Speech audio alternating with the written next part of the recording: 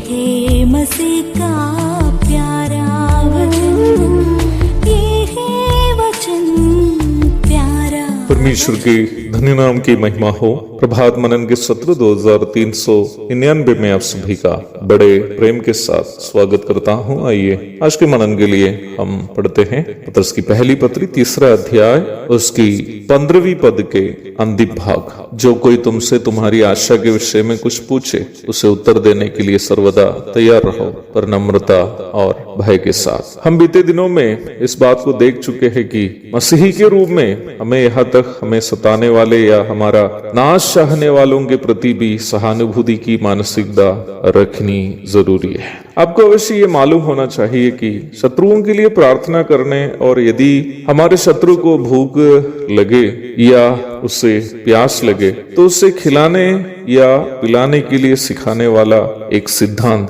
दुनिया में दूसरा एक भी नहीं है सिवाय मसीही मार्ग। बाइबल सिखाने वाली यह शिक्षा दुनिया के लोगों के लिए एक ही समय मजाक की बात तथा ताजुब करने वाली शिक्षा भी है। कई गैर मसीही लोग दुश्मनों को भी क्षमा करने वाली मानसिकता मसीहियों की कमजोरी समझते हैं। वही कई लोग ये देखकर आश्चर्यचकित भी होते हैं। 15वीं पद के अंतिम भाग को हमें इसी परिप्रेक्ष्य में समझनी है। पूर्व में इस भाग को पढ़ते समय मैं सोचता था कि हमारी आशा के विषय में पूछने वालों को उत्तर देने के लिए सर्वदा तैयार रहने का अर्थ यह है कि जो भी लोग वचन या उपदेश संबंधित बातों में पूछने आए तो उनके साथ जवाब देते रहो। पर जब वचन को गहराई में समझने लगा तो मुझे समझ में आया कि इस भाग का वास्तविक अर्थ कुछ और है। मैंने पूर्व में एक बार आपको बताया था कि इसी बाइबल भाग को सही तरीके से समझने के लिए हमें अवश्य यह बात समझनी है कि निम्न बाइबल पद का संबंध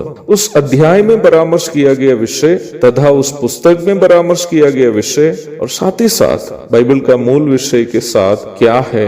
हम जिस अध्याय का मनन कर रहे हैं उस अध्याय के विशेषकर 8वीं पद से आगे की ओर का विषय यीशु मसीह के स्वभाव को दर्शाने से संसार में होने वाली सताव है। इस पुस्तक का विषय भी रोम में मसीही विश्वास के कारण सताए जाने वाले विश्वासियों का प्रोत्साहन है और बाइबल का उपदेश यीशु मसीह है। तो प्रारंभ में पढ़ी गई बाइबल भाग को भी इन सभी बातों को मन में रखते हुए समझने की कोशिश करनी है। जब पतरस कहता है कि हमारी आशा के विषय में कोई हमसे पूछे तो उत्तर देने के लिए हम सर्वदा तैयार रहे, इसकी परिप्रेक्ष्य हमारे मसीही विश्वास के कारण हमें सताने वालों के प्रति हमारी प्रतिक्रिया, अर्थात जब हमारे मसीही विश्वास या मसीही जीवन के कारण हमें कोई सताए या हमारी निंदा करे तो उनसे हमारी प्रतिक्रिया हमारी स्वर्गीय आशा का प्रदर्शन होना चाहिए। अर्थात हम जैसे उनसे व्यवहार करेंगे वो व्यवहार उस व्यक्ति को हमारी आशा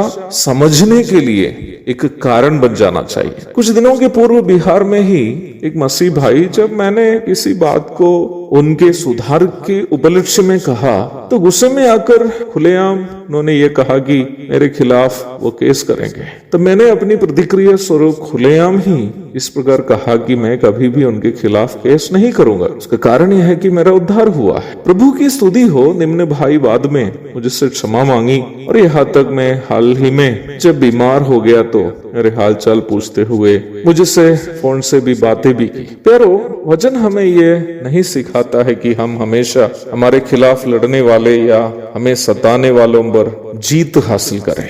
बाइबल हमें ये सिखाती है कि हम खुशी से हार मानने वाले, जो लड़ाई हम आराम से जीत सकते हैं उसे भी हम मन से हारने वाले हो। हमारे प्रभु यीशु मसीह क्रूस पर खुशी से हार स्वीकार किया था ना। यदि वो क्रूस से बचने की कोशिश की तो अगर यहूदियों को जो उन्हें सता रहे हैं उनकी हत्या करने की प्रभु कोशिश की होती तो क्या मेरा और आपका उद्धार होता? कभी नहीं। हम भी खुशी से हारने वाले बन जा सके। हाल ही में मेरे पिताजी की संपत्ति का एक हिस्सा जो केरल में जो मुझे मिलने वाली थी, मेरे इसी सिद्धांत के कारण नष्ट नष्ट करने के लिए प्रभु ने मुझे अनुग्रह दिया।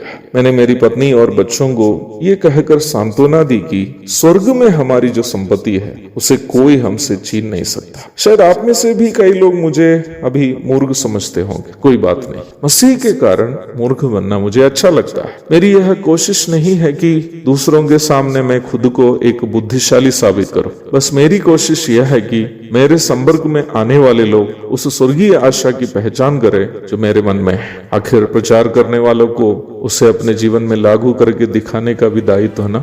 एक और शुभ दिन की धन्य कामनाओं के साथ आज का मनन में समाप्त करता हूँ। प्रभु आप सबको आशीष दे। आमीन। पापी को मुक्ति का द्वार है, संत को मार्ग का दर्शक है, विश्वास जो करते हैं उसके लिए अनंत जीवन का साधन है। ये है वचन, प्यारा वचन, यीशु मसीह का प्यारा वचन।